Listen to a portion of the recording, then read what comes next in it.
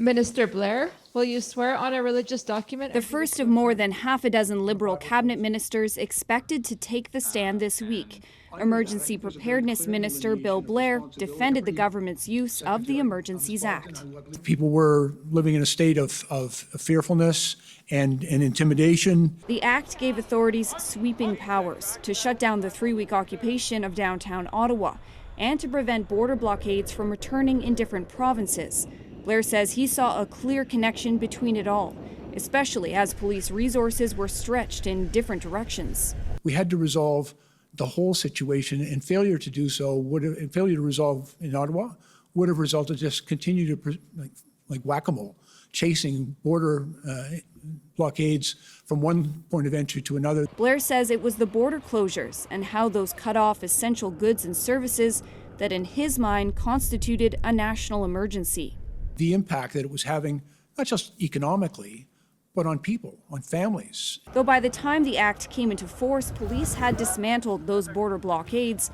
But the inquiry did hear that Canada's top spy agreed there was a national security threat and told the Prime Minister that the night before he announced he'd use the act. All of these elements of unpredictability based on my experience having been around national security issues for quite a few years now, led me to believe that the regular tools were just not enough to address the situation.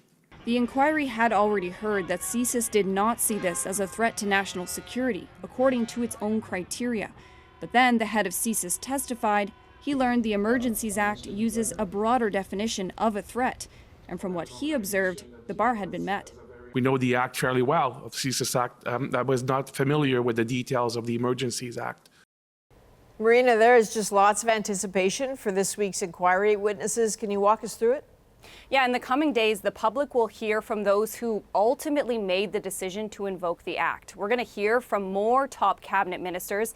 That includes defense, justice, finance, transportation, public safety, and of course, the Prime Minister himself. He is set to testify on Friday. And they will all be asked to explain why they believe the convoy endangered the lives, health, or safety of Canadians, and why they believed existing laws wouldn't be enough. All right, Marina von Stackelberg, thank you.